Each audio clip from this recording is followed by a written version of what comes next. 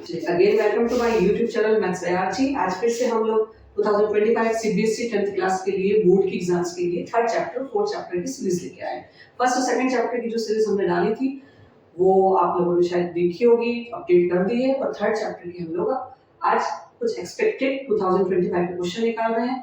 हमारी तरफ से 100% श्योर है कि इसी टाइप से कुछ क्वेश्चंस आपके पेपर में आना चाहिए ताकि आपकी जो स्टडी है उसमें हम आपकी कुछ मदद कर सके। हम ये तो नहीं बोलते कि 100% ये आएगा, लेकिन ये जरूर बोल सकते हैं इसी टाइप का क्वेश्चन आएगा कि 100% हम लोग श्योर है। चलो इस सीरीज को हम आगे चलते हैं और linear equation with two variable वाले कुछ क्वेश्चंस, इंपॉर्टेंट क्वेश्चन को हम देखते हैं। Two variable got it. यदि दो वेरिएबल ले रहे हैं तो कौन कौन से वेरिएबल है हमारे पास? x और y। और इसका जो स्टैंडर्ड फॉर्म रहेगा वो क्या रहेगा? ax plus by plus c equal to 0. A is the coefficient, B is the coefficient, C is the constant term, x and y are the variables. इस टाइप की हमारी इक्वेशन तैयार होती है। हम यहाँ पर जो बात कर रहे हैं वो पेयर ऑफ लीनियर इक्वेशन की करेंगे। थोड़ा सा कंसेप्ट आपको क्लियर हो जाए फिर आगे हम एक्सपेक्टेड क्वेश्चन देख लेते हैं।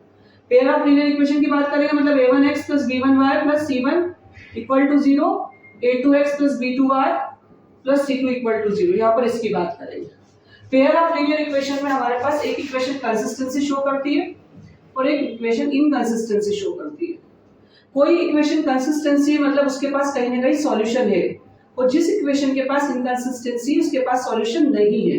नहीं है मतलब आपका काम करते करते जब इक्वेशन सॉल्व करते करते हाथ रुक जाता है, आप क्या बोलते हो कि इसके पास सॉल्यूशन ही नहीं। कभी x भी 0 आ जाता है, कांस्टेंट भी 0 आ जाता है और सब कुछ खत्म हो जाता है, तो हम क्या बोलते हैं? भाई नो सॉल्यूशन है। तो इस कंसिस्टेंसी और इनकंसिस्टेंसी के बेसिस पर इन्होंने क्या कर रखा है? कंसिस्टेंसी और इनकंसिस्टेंसी के बेसिस पे इन्होंने तीन लॉ बना रखे हैं। लॉ नहीं बोल सकते, रूल बोल सकते हैं। तो तीन रूल दे रखे हैं, उसमें से पहला रूल जो होता है वो यूनिक सॉल्यूशन का होता है। यूनिक के नाम से पता है कि यूनिक का मतलब क्या होता है? जिसके पास केवल एक ही सॉल्यूशन है। एक सॉल्यूशन है मतलब कहने का क्या हो गया कि यहाँ पर x और y की वैल्यू आराम से निकल सकती है। x और y की वैल्यू आराम से निकल सकती है। That is called the unique solution. अब ये यूनिक सॉल्यूशन कैसे शो करते हैं? जब a1 और a2 का रेशियो ले और a1 a2 का रेशियो b1/b2 के बराबर नहीं होता है तो ये क्या कहलाता है? Unique solution. और ये क्या शो करता है? कंसिस्टेंसी। क्योंकि कंसिस्टेंसी है मतलब क्या है? सॉल्यूशन है, तो इसके पास कितने सॉल्यूशन है? एक सॉल्यूशन है। अब एक और होता है जिसको हम क्या बोलते हैं? वो भी कंसिस्टेंसी है लेकिन उसके पास यूनिक ना होते हुए इनफाइनाइट मेनी सॉल्यूशन होते हैं। तो इनफाइनाइट मेनी सॉल्यूशन के लिए क्या होता है? तीनों जो रहते हैं अपने a b और c, ये तीनों के जो रेशियो होते हैं वो इक्वल शो हो जाते हैं। तो that is called the infinite many solution. ये दोनों कंसिस्टेंसी शो करते हैं और इनकंसिस्टेंसी शो करने वाला हमारे पास एक होता है जब a1 a2 बराबर हो जाए b1 b2 के और बराबर नहीं हो c1/c2 के, तो ये शो करता है इनकंसिस्टेंसी और नो सॉल्यूशन।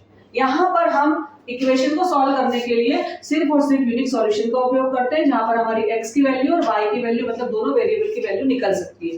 लेकिन ग्राफिकल रिप्रेजेंटेशन के लिए यहाँ पर हम तीनों से ग्राफ बना सकते हैं। पेयर ऑफ लीनियर इक्वेशन है, यहाँ पर जब भी हम ग्राफ बनाते हैं तो ग्राफ के लिए ग्राफ पेपर पे हम इस प्रकार से क्या तैयार करते हैं? क्वाड्रेंट तैयार करते हैं। एक कोऑर्डिनेट तैयार करते हैं। उस क्वाड्रेंट के अंदर हम क्या पुट कर देते हैं? हमारे कोऑर्डिनेट्स, हमारे पॉइंट पुट करते हैं। और हमारे लिए एक एक्स एक्सिस शो होती है और ये हमारे लिए वाई एक्सिस शो होती है। हम जिस प्रकार से स्केल को जानते हैं हमने पढ़ा था ना कार्टेशियन, क्या में पढ़ा था? 9th क्लास में। तो 9th क्लास में कार्टेशियन पढ़ा था। तो ये क्या था? हमारा इंटरसेक्टिंग पॉइंट था और इंटरसेक्टिंग पॉइंट हमारा क्या होता है? ओरिजिन होता है, जहां पर पॉइंट क्या होता है? 0 0 होता है। इधर की सारी एक्स एक्सिस पॉजिटिव होती है, इधर की एक्सिस नेगेटिव पॉइंट आते हैं, इधर की एक्स वाई एक्सिस पे पॉजिटिव आता है और इधर की वाई नेगेटिव आती है। तो यहाँ पर हम जिस प्रकार का हमारा सवाल होता है उस प्रकार के जो पॉइंट होते हैं हम इस पर पुट कर देते हैं और हमारे ग्राफ को तैयार करते हैं। क्योंकि ग्राफिकल रिप्रेजेंटेशन हम यूनिक सॉल्यूशन से, नो सॉल्यूशन से और इनफाइनाइट मेनी सॉल्यूशन, कंसिस्टेंसी और इनकंसिस्टेंसी दोनों को ही हम हमारे कार्टेशियन में शो कर सकते हैं। Got it. तो यहाँ पर हम ग्राफ को देखें यदि, तो यहाँ पर ग्राफ कितनी लाइन बनेगी? सबसे पहली बात तो होती है कि लीनियर इक्वेशन कौन सी लाइन का ग्राफ बनाती है? स्ट्रेट लाइन का ग्राफ बनाती है। यदि एक लीनियर इक्वेशन है तो आपकी एक स्ट्रेट लाइन ग्राफ के अंदर आती है। लेकिन यदि यहाँ पर पेयर ऑफ लीनियर इक्वेशन है तो यहाँ पर कितनी लाइन के ग्राफ मिलते हैं? अपने को दो लाइन के मिलते हैं। अब वो दोनों लाइन का रिलेशन किस पे डिपेंड करता है? आपका यूनिक पे करता है, इनफाइनाइट पे करता है और नो सॉल्यूशन पे करता है। यूनिक यदि है तो दोनों लाइन हमेशा इंटरसेक्ट करेगी किसी कॉमन पॉइंट पर, और यदि आपकी नो सॉल्यूशन वाली, इनकंसिस्टेंसी वाली है, तो वो दोनों कहीं भी नहीं मिलेगी एक दूसरे से, कटिंग ही नहीं होगी, मतलब पैरेलल होगी। जिसके पास एक सॉल्यूशन है वो कट होता है, उसके पास कॉमन पॉइंट होता है, इंटरसेक्टिंग पॉइंट होता है। और जिसके पास कोई सॉल्यूशन नहीं है, नो सॉल्यूशन, इनकंसिस्टेंसी शो करता है, तो वो क्या करता है, कोई भी इंटरसेक्टिंग पॉइंट नहीं मिलता है, पैरेलल लाइन हमको मिलती है ग्राफ के अंदर। और यदि हमारे पास बहुत सारे सॉल्यूशन होते हैं तो हमारी जो लाइन होती है वो हमें सिंगल नजर आती है, कोइंसिडेंट होती है। कोइंसिडेंट का मतलब कॉमन पॉइंट्स होते हैं, तो उसके ऊपर क्या होता है, एक के ऊपर एक, एक के ऊपर एक लाइन आ जाती है। यदि दो लिए तो दोनों लाइन एक के ऊपर एक दिखती है और हमें एक जैसी दिखती है, लेकिन रहती दो है, तो ये कोइंसिडेंट होता है। यहाँ पर आपकी पैरेलल लाइन शो होती है और यहाँ पर आपकी इंटरसेक्टिंग लाइन शो होती है। यहाँ पर ग्राफिकल रिप्रेजेंटेशन के लिए आपको कुछ क्वेश्चन आ सकते हैं, आपको दो इक्वेशन दे सकते हैं और पूछ सकते हैं। यहाँ पर इस वाले तीनों को लेकर एक क्वेश्चन तैयार किया जाता है कि आप बताओ कि इक्वेशन में कंसिस्टेंसी है कि इनकंसिस्टेंसी। आपकी एनसीईआरटी बुक में एक्सरसाइज 3.2 जो एक्सरसाइज दे रखी है उसके दूसरे, तीसरे, चौथे क्वेश्चंस के अंदर आपको बता रखा है कि कंसिस्टेंसी है, इनकंसिस्टेंसी है, या ग्राफ आपका इंटरसेक्टिंग बन रहा है कि पैरेलल बन रहा है कि कोइंसिडेंट बन रहा है। इस प्रकार के दो क्वेश्चन आपको दिए हुए हैं आपके एनसीईआरटी बुक में 3.2 एक्सरसाइज में। तो आपको एक्सरसाइज नंबर 3.2 का क्वेश्चन नंबर 2, क्वेश्चन नंबर 3 और क्वेश्चन नंबर 4 बिल्कुल तैयार करना ही चाहिए। और ये बहुत ज्यादा इंपॉर्टेंट है। काय के लिए इंपॉर्टेंट है, ये एक्सपेक्टेड क्वेश्चन है। काय के एक्सपेक्टेड है 2025 के, क्योंकि आपको ये क्वेश्चन 1 मार्क 2 मार्क पे पूछ सकते हैं कि आप बताइए दो इक्वेशन कोई सी भी दे दी। सपोज दो इक्वेशन के लिए मैंने एक इक्वेशन ले ली, कर देती हूँ। सपोज कोई इक्वेशन ले ली मैंने 2x प्लस का 3y is equal to 4, 4x plus का 6y इज इक्वल टू 8, और मैंने आपसे पूछा कि बताइए गिवन इक्वेशन जो दे रखी है, ये गिवन इक्वेशन क्या कंसिस्टेंसी शो कर रही है कि इनकंसिस्टेंसी शो कर रही है। तो ये आपको पता होना चाहिए कि ये कंसिस्टेंसी शो कर रही है कि इनकंसिस्टेंसी कर रही है। तो यहाँ पर हम कैसे पता लगाएंगे, इसके लिए आपको ये लर्न करना पड़ेगा कि a1/a2 is not equal to b1/b2, a1/a2 is equal to b1/b2 is equal to c1/c2, a1/a2 is equal to b1/b2 is not equal to c1/c2. They both are show consistency and this show inconsistency. तो आपको यहाँ कैसे पता लगेगा, आपको coefficient उठाना। बच्चे सबसे पहली गलती करते हैं, क्योंकि बच्चे 10th क्लास के हैं, बच्चे पहली गलती करते हैं कि पूरा उठा लेते हैं, क्योंकि उनको समझ ही नहीं आ रहा कि a कौन है। सबसे पहली मिस्टेक जो स्टूडेंट से होती है एग्जाम में वो यही होती है कि वो a हमने a का बोला है, ax का नहीं बोला है।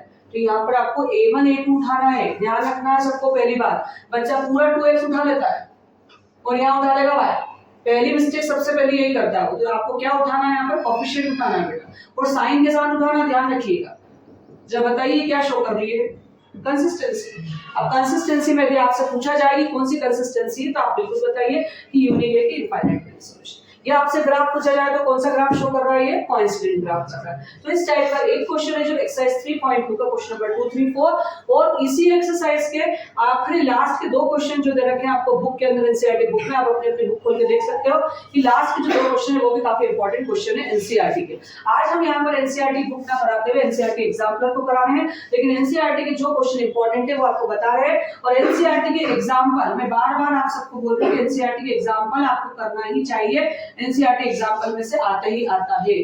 लेकिन यहाँ पर जो आपको अभी करवाया जा रहा है वो एग्जाम्पलर और पीवाईक्यूज पे ज्यादा ध्यान दिया जा रहा है। दैट्स व्हाई मैं आपको सिर्फ और सिर्फ वर्बल बता रही हूँ, सॉल्यूशन नहीं दे रही हूँ कि एनसीईआरटी बुक में एक्सरसाइज में कौन सा क्वेश्चन इंपॉर्टेंट है। मैं आपको यहाँ पर लिख दूंगी ये क्वेश्चन इंपॉर्टेंट है, तो आप वो सॉल्व कर लीजिएगा, और एग्जाम्पल भी आपको अपनी किताब से सॉल्व करना है। चलिए हम इसके आगे बढ़ते। बोला है कि एनसीईआरटी बुक का 3.2 एक्सरसाइज का क्वेश्चन नंबर 2 आप लोग अपनी अपनी बुक निकालिए। ये एक्सपेक्टेड आपके एमपी बोर्ड के लिए।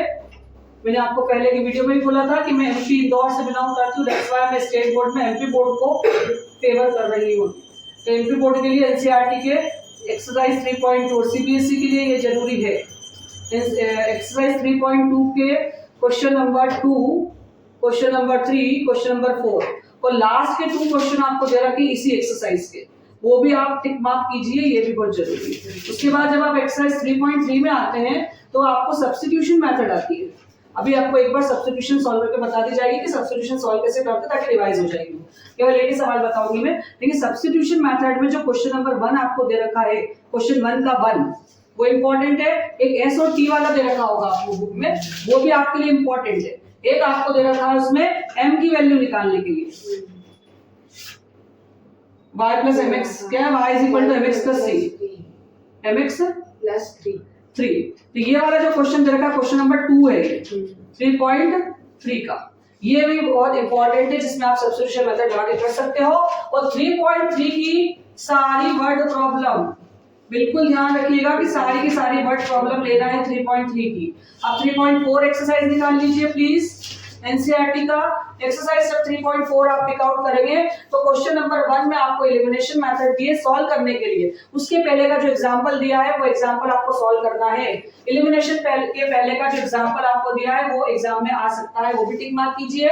और आप 3.4 एक्सरसाइज जब आप निकाले हुए हैं तो 3.4 एक्सरसाइज में आपको जो क्वेश्चन है सब्स्टिट्यूशन एलिमिनेशन है 3.4 एलिमिनेशन, तो 3.4 का जो एलिमिनेशन मेथड है उसमें जो आपको क्वेश्चन नंबर 1 2 1 मत निकाल टिक करिए, लेकिन 2 के बाद टिक करिए 2 और 3, क्वेश्चन नंबर 2 और क्वेश्चन नंबर 3, 1 का क्वेश्चन 2 और क्वेश्चन 3 बहुत इंपॉर्टेंट है एलिमिनेशन मेथड के लिए। अब एलिमिनेशन मेथड की वर्ड प्रॉब्लम पे जब आप आते हैं तो यहाँ पर जो 2 डिजिट नंबर वाला सवाल है वो आप टिक कीजिए, वो आपके एग्जाम में आएगा। और 2 डिजिट का देखिए अब एग्जांपल भी होगा ये 2 डिजिट नंबर का एग्जांपल नंबर बोलो दिव्यांश, एग्जाम्पल नंबर 13, ये भी 2025 एक्सपेक्टेड के लिए बहुत जरूरी है।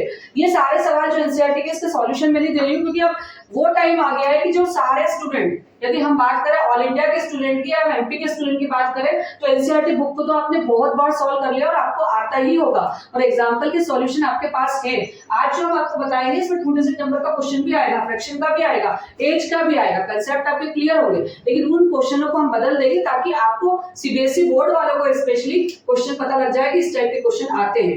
ये जो मैंने आपको बुलाया कि y is equal to mx plus 3, इसी टाइप का क्वेश्चन एक और लेंगे लेकिन उसकी डिजिट बदल के लेंगे ताकि आपको पता रहे, क्योंकि वो पीवाईक्यूज और एनसीईआरटी एग्जाम्पलर के कुछ क्वेश्चंस में हो सकते हैं सीबीएसई के लिए, लेकिन एमपी बोर्ड और सीबीएसई के जो एनसीईआरटी के कॉमन क्वेश्चंस थे इंपॉर्टेंट, वो आपको ये तो तैयार करना ही है। 2 डिजिट नंबर वाला एक बता रही हूं मैं आपको, 2 डिजिट के बाद आपके पास एक वो उसका होगा कॉस्ट वाला, वो तो मैंने आपको बता दिया 3.3 में कॉस्ट वाला है ना, वो तो सारे उसमें आ रहा है। और इधर एक और उसका क्वेश्चन था टैक्सी वाला, वो टैक्सी वाला तो 2010 का पीवाईक्यू है बेटा, कायम है उसके पहले वाली एक्सरसाइज है टैक्सी वाला, ठीक है। इसके बाद एक एरिया वाला सवाल होगा, आपको एरिया दिया हुआ इसमें 3.3 की वर्ड प्रॉब्लम में क्या क्या दिया हुआ है, सूसी वाला एक तो, एक नूरी वाला है 3.3 में 3.4 में बेटा नूरी वाला है, 2 डिजिट वाला है और फ्रैक्शन वाला है, ये तीनों टिक कर लो अच्छे से। तो ये आपको करना ही करना है।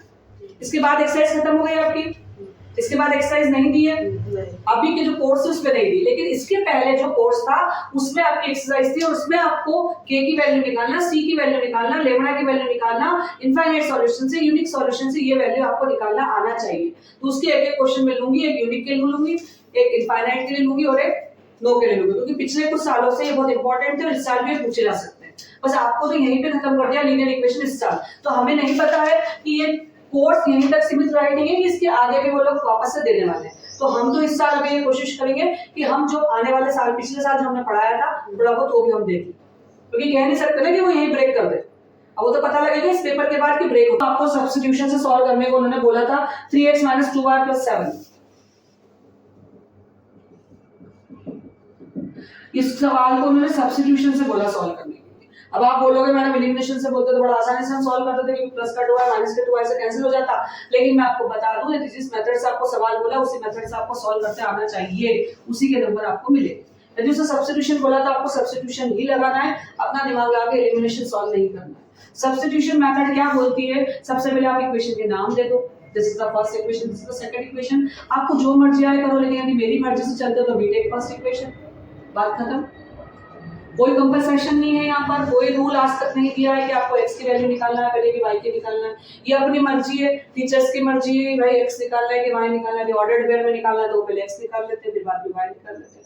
हमारी इच्छा है, मैं जो अपनी इच्छा से काम करती हूँ वो मैं आपको बता देती हूँ। सबसे पहले यदि मैंने फर्स्ट इक्वेशन उठाई है तो x + 2y माइनस का 3 के मैंने प्लस का 3 कर दिया, मैंने इसको इस फॉर्म में बदल दिया है। इसके बाद मैं इस फर्स्ट इक्वेशन में y की वैल्यू बना लेती हूँ, या तो मैं x की बना लूं या y की बना लूं। यदि मैं x की वैल्यू बना दूं तो मेरा पहला आंसर काय का निकलेगा, y का निकलेगा। यदि y की बनाते तो काय का निकलेगा, x का निकलेगा। तो y की बना लो, क्या फर्क पड़ रहा है, x की बना लो, क्या फर्क पड़ रहा है।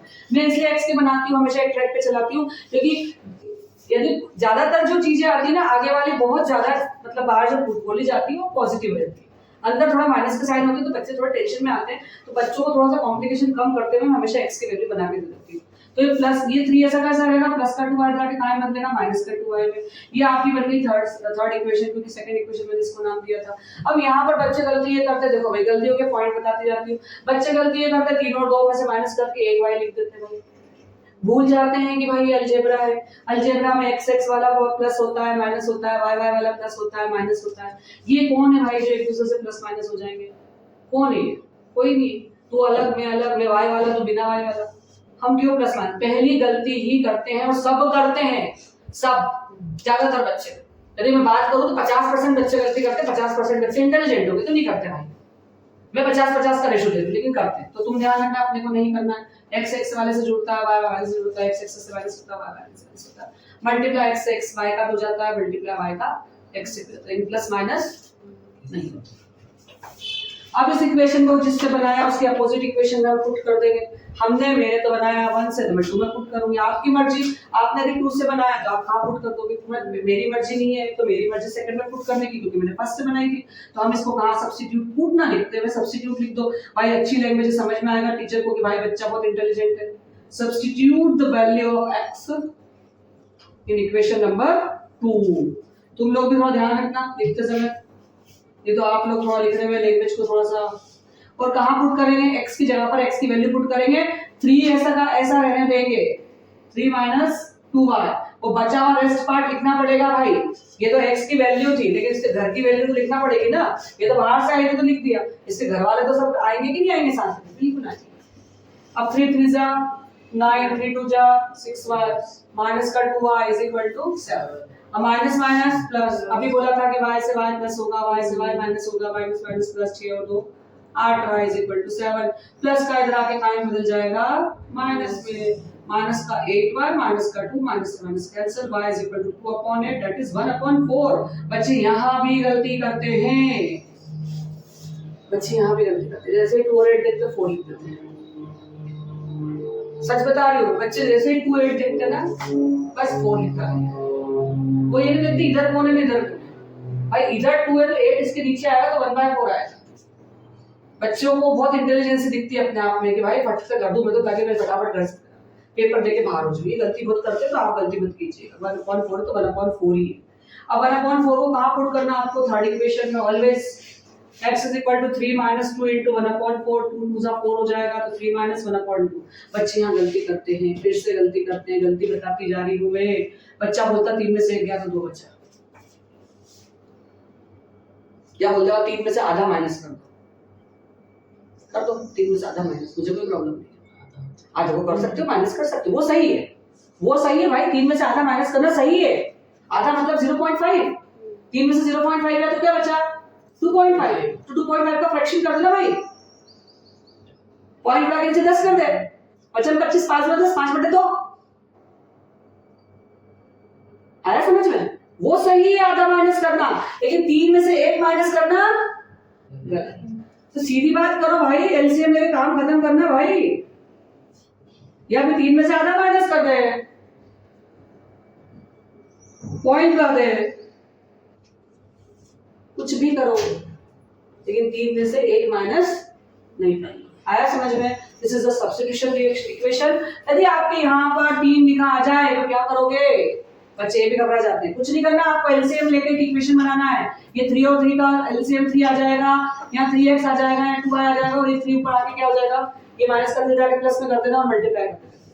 तो 3 से क्या हो जाएगा? 9। तो नई इक्वेशन तैयार हो जाएगी, क्योंकि आपको फ्रैक्शन में भी इक्वेशन दी है, फ्रैक्शन में आपसे इक्वेशन सॉल्व नहीं होती, इसलिए आपको एलसीएम लेके उस इक्वेशन को स्ट्रेट लाइन में बनानी, स्ट्रेट फॉर्म में बनानी है, उसके बाद उसको सॉल्व करना है। तो आपका सवाल आसानी से होगा, आप कहीं पर भी नहीं अटकोगे। अब और में भी कर सकते हो, कोई प्रॉब्लम नहीं, हम तो कर लेते हैं। 1/4x और 1/2x को मुझे प्लस माइनस करना, तो मैं क्या करूंगी? ये कर लिया मैंने, सॉल्व हो जाएगा मेरा। तुम नहीं कर पाओगे, तो तुम्हारे लिए हम क्या बताते हैं? एलसीएम। ठीक है, आगे समझ में? चलिए इसके आगे देखते हैं हम। ये तो हो गया हमारा सब्स्टिट्यूशन मेथड, ये 2016 का क्वेश्चन था। अब हम ले रहे हैं अगेन एक और पीवाईक्यू जो एलिमिनेशन मेथड के लिए होगा। सब्स्टिट्यूशन ऐसा नहीं कि मैंने जो सब्स्टिट्यूशन दे दिया है, ये आपको बहुत सारी इक्वेशंस दे रखी है, इस इक्वेशंस को आप सॉल्व कीजिए बाय सब्स्टिट्यूशन मेथड। एक क्वेश्चन ये भी है जो आपके पीवाईक्यूज में था, और ये क्वेश्चन भी आ सकता है। Got it? चलिए, this is my first equation, this is my, चलिए अगेन एलिमिनेशन मेथड के लिए 2016 का क्वेश्चन हम देखेंगे x प्लस बी वाई, क्योंकि अभी हमने एक नंबर का क्वेश्चन देखा तो हम 2016 में एलिमिनेशन मेथड का क्वेश्चन एक वेरिएबल फॉर्म या कोएफिशिएंट के फॉर्म में देखते हैं जिसमें कोई भी ओरिजिनल नंबर नहीं है, तो उसको कैसे सॉल्व करना है ये मेथड भी आपको समझ में आ जाएगी। तो यहाँ पर मैंने लिया x plus B Y minus का a plus B, B X minus का ए वाई माइनस का a माइनस का b। इस इक्वेशन को सबसे पहले मैं क्या करती हूँ, यहाँ से कुछ कॉमन निकालती हूँ। यदि मैं इसमें से माइनस कॉमन निकालती हूँ तो अंदर यहाँ क्या बचता है, चलो यहाँ देखते हैं bx है माइनस का a y, इसमें से मैंने माइनस कॉमन निकाल लिया तो अंदर क्या बचेगा, minus plus minus minus plus minus. चलिए अब इस पार्ट को पूरा का पूरा इधर ले लूंगी, इस पार्ट को पूरा का पूरा इधर ले लूंगी, तो मेरे पास इक्वेशन थोड़ी सी ढंग ढांग की आ जाएगी। समझ गए बात को मैं क्या बोल रही हूँ?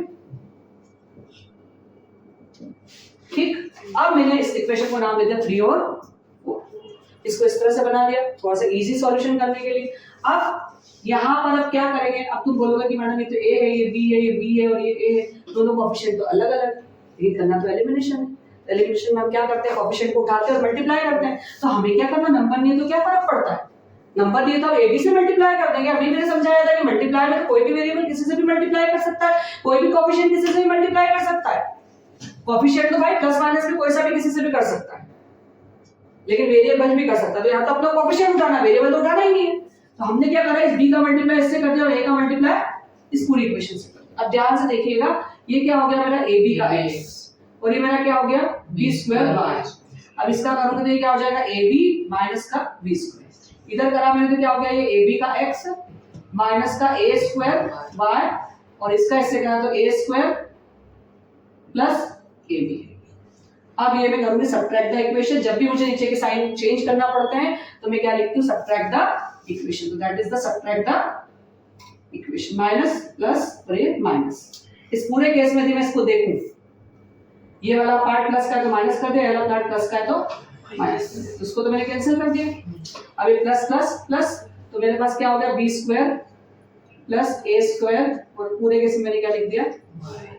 अब यहाँ पर मैं देखूं तो मेरे पास क्या होगा, देखो भाई ये मेरा a भी है, ये मेरा माइनस का b स्क्वायर। समझ रहे हो मेरी बात को, बीच में का साइन लगाया मैंने माइनस का और अंदर क्या लिख दिया मैंने, ये क्या करा मैंने, ये ऐसा कैसा लिखा, मुझे करना क्या है, देखो ये प्लस माइनस माइनस और ये माइनस माइनस प्लस, कुल मिला के मैंने क्या कर दिया, एक काम करते हैं थोड़ा सा अलग अलग कर देते। चलो ठीक है, ऐसा कर देते हैं। यहाँ देखते हैं ना, प्लस ये प्लस का, ये माइनस का, प्लस माइनस माइनस, ये माइनस माइनस, लेकिन आंसर क्या आएगा,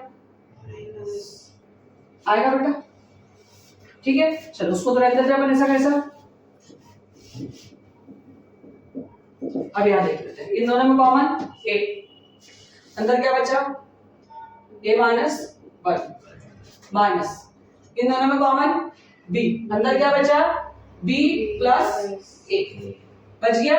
अब मेरा क्या हो गया, b square plus a square y is equal to, एक काम ही कर सकते हो, प्लस का भी माइनस के भी से कट जाएगा ना, यहाँ तो हम तो भी काट देते। देखिए मुझे तो, तुमको भी देखना चाहिए ना कभी कभी, तो ये तो कट रहा है ना यहीं पे। तो मेरे पास क्या बच रहा है, माइनस का a स्क्वायर, माइनस कॉमन निकाल ले, a स्क्वायर प्लस यहाँ पे निकाल ले a स्क्वायर प्लस, तो y is equal to minus,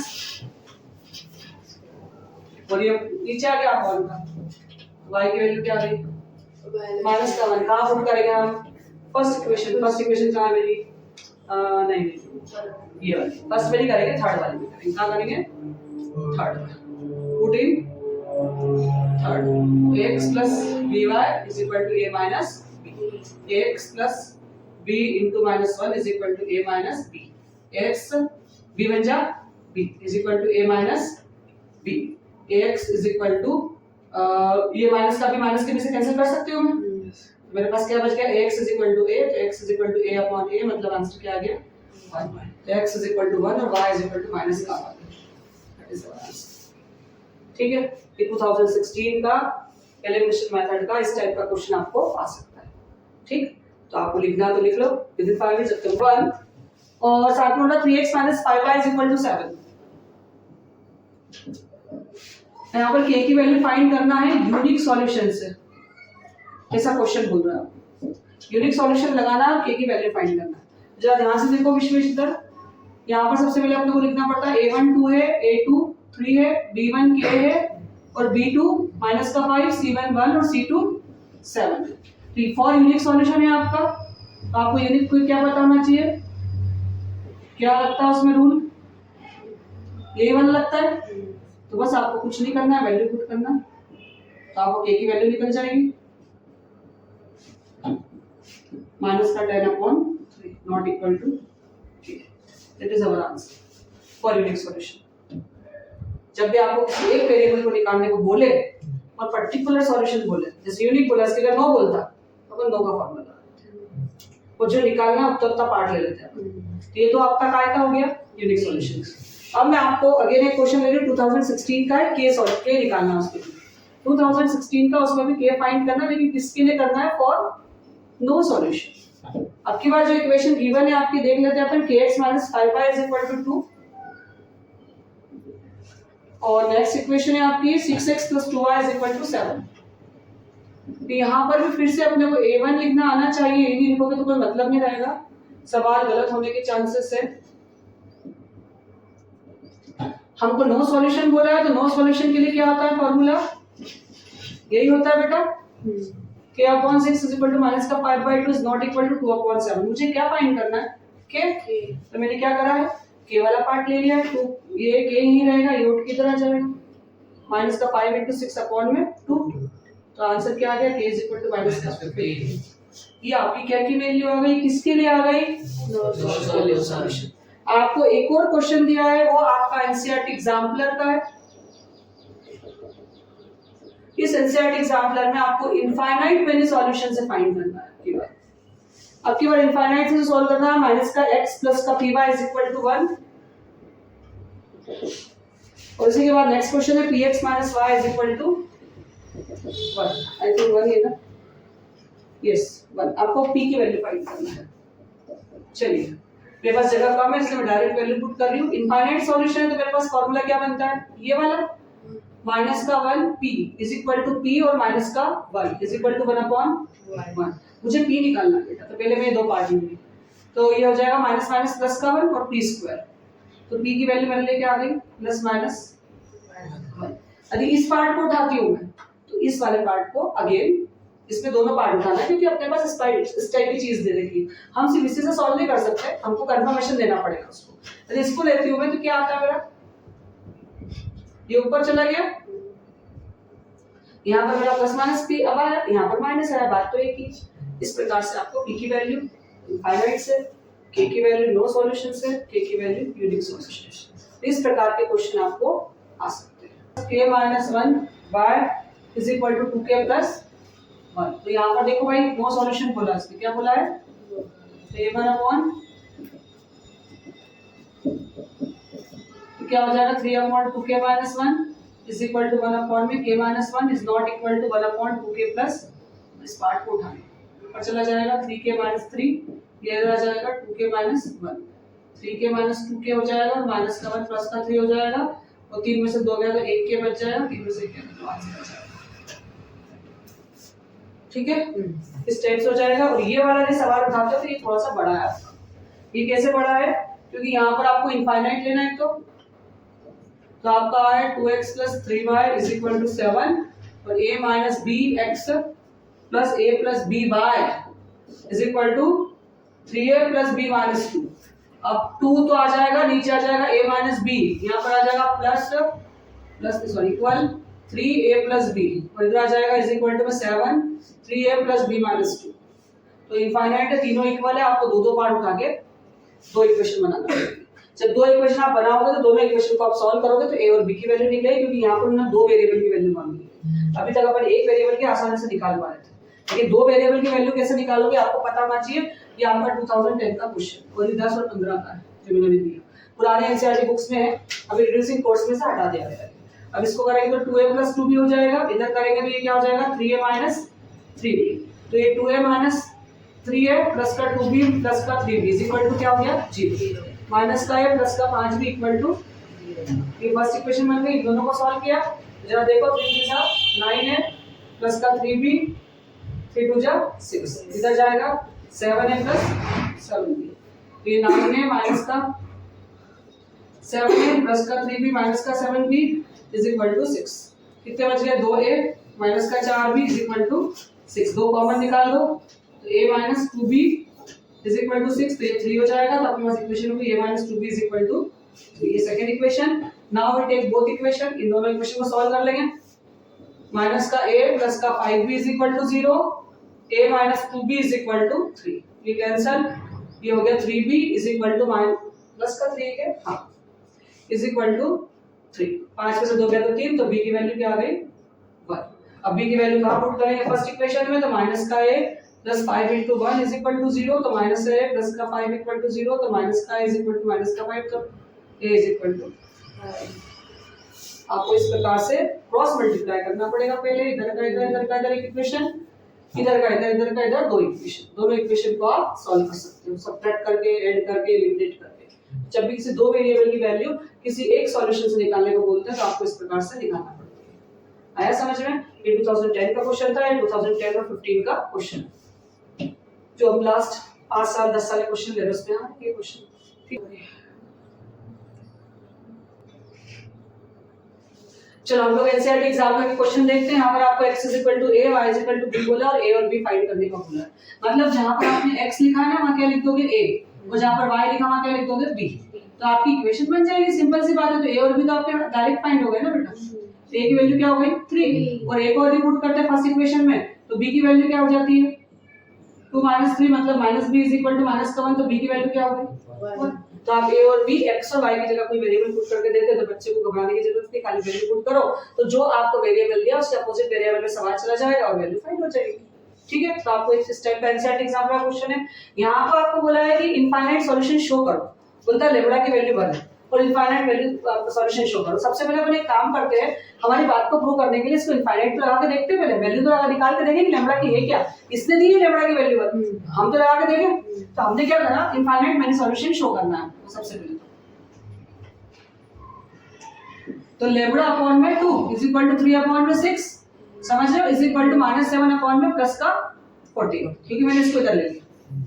तो ये 7 में 7 7 2 14, 3 1 3 3 2 6, ये तो खत्म हो गया। तो अब lambda upon 2 is equal to 1 upon 2 is equal to minus का 1 अपॉन 2, इन दोनों पार्ट को उठा तो lambda is equal to 2 upon 2, तो ये क्या हो गई 1।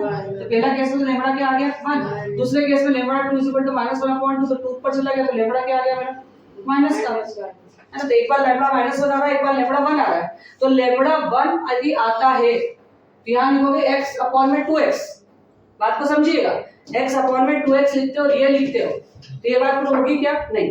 तो यहाँ पर हम क्या बोल सकते हैं कि लैम्बडा 1 के लिए इनफाइनाइट वैल्यू सॉल्यूशन है या नहीं है। तो हम क्या बोल सकते हैं कि लैम्बडा 1 यदि दिया हुआ है तो इनफाइनाइट सॉल्यूशन को हम पॉसिबिलिटी बोल सकते हैं, प्लस भी हो सकता है और माइनस भी हो सकता है। तो ये इनफाइनाइट सॉल्यूशन जब भी हो पाएगा। ठीक है, तो यहाँ हमें बात प्रूव करके बतानी थी कि ये लैम्बडा 1 आ रहा है, हमारे दो आंसर आ रहे हैं, एक 1 का आ रहा है प्लस का और एक माइनस का है। तुम खुद देखो ना, एक बार मैंने इसको इसके इक्वल ले लिया, एक बार इसको इसके इक्वल ले लिया, क्योंकि तीनों इक्वल थे ना बेटा। समझ रहे हो बात को मैं क्या बोल रही हूँ, आ गई बात समझ में। तो आप प्रूव भी बोल सकते हो और नॉट प्रूव बोल सकते हो। क्वेश्चन में बोल क्या रखा है, उन्होंने यही बात पूछी थी, अपन एक बार और चेक कर लेते हैं।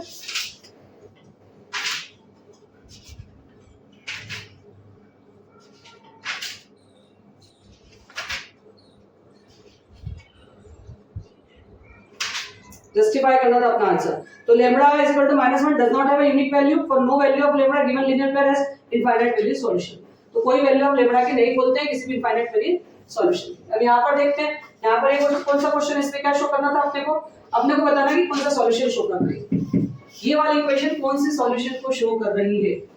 देखो भैया, lambda upon 1 is equal to 1 upon lambda is equal to lambda square upon में 1। ठीक, कौन से शो कर रही है। अब ये लैम्बडा अपॉन 1 है, 1 अपॉन लैम्बडा तो नॉट इक्वल होगी। पहले केस में नॉट इक्वल होगा तो क्या शो कर रही है, यूनिक।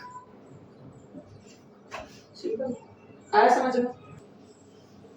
अब क्वेश्चन दिया है 2x + y = 23, 4x - y = 19। चलो इसमें प्लस का y माइनस के y से कैंसिल हो गया, 4 और 2 6x हो गया,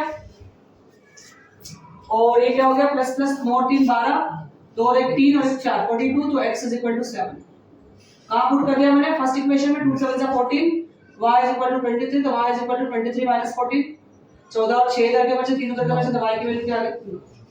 अब मुझे कहाँ पर करना है इसमें 5y माइनस 2x में, तो 5 इंटू 9 माइनस 2 इंटू 7, 5 9 जा 45 माइनस 2 7 जा 14, 5 में 4 गया 1, 4 में से 1 गया 3, इसका आंसर क्या आ गया 31।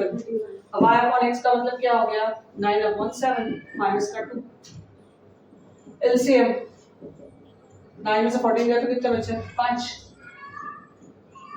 इसका आंसर माइनस का 5 5 सही आ गया।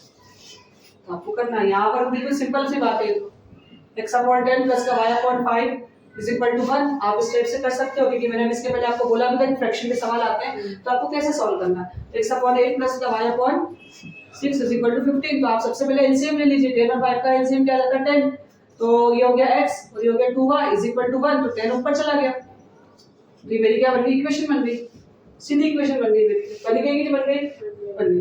अब मैं क्या करूंगी इसमें भी ले लूंगी 8 और 6 का एलसीएम क्या आता है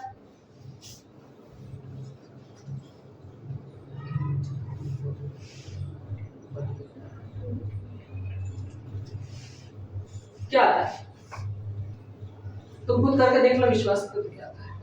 कैसे लेना एलसीएम 2 इंटू 2 इंटू 2 2 इंटू 3, ये 2 और ये 2, ये रहा ये 2 ये 2 ये रहा और ये 3, सिखाया था ना मैंने ए बी एलसीएम एचसीएम, अभी तो सिखाया था कल परसों रियल नंबर में।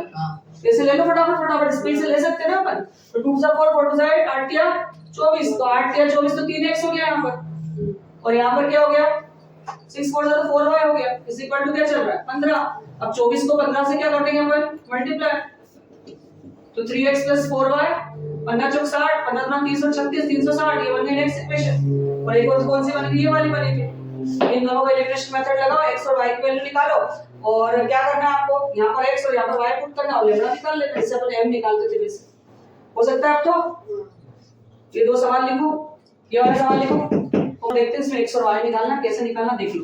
ये थोड़ा ट्रिकी क्वेश्चन है, अच्छा क्वेश्चन है, ये देखो ऐसा क्वेश्चन दिया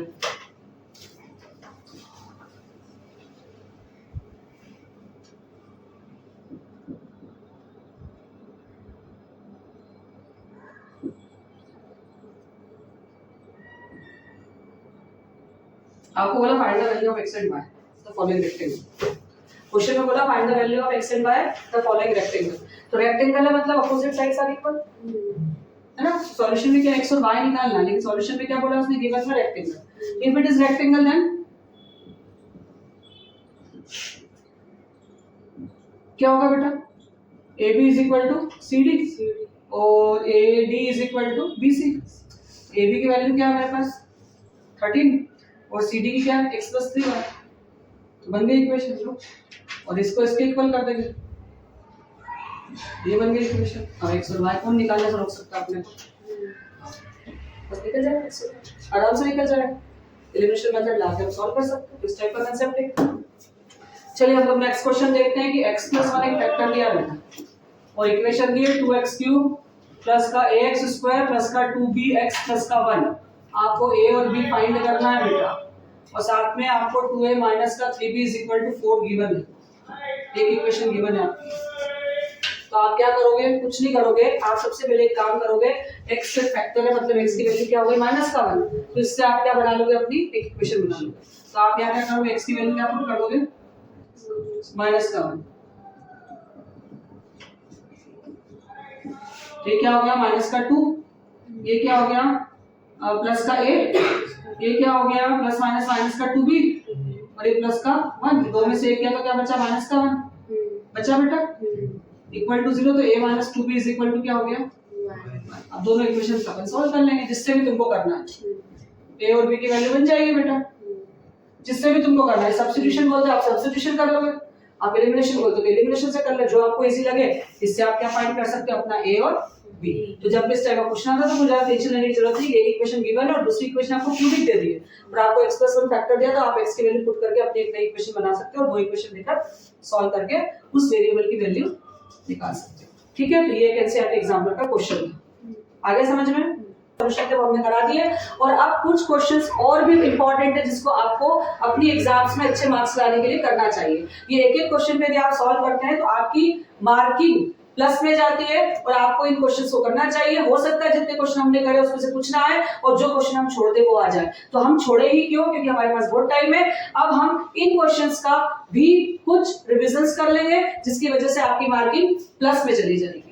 गॉट इट? तो ये हमारा आज लीनियर इक्वेशन वाला पार्ट खत्म हुआ जिसमें हमने 2025 के कुछ एक्सपेक्टेड क्वेश्चन कंप्लीट करे और आई थिंक आप लोगों ने इस एक्सपेक्टेड क्वेश्चंस को रिवाइज कर लिया होगा या आगे कर लेंगे। Got it? Thank you for watching.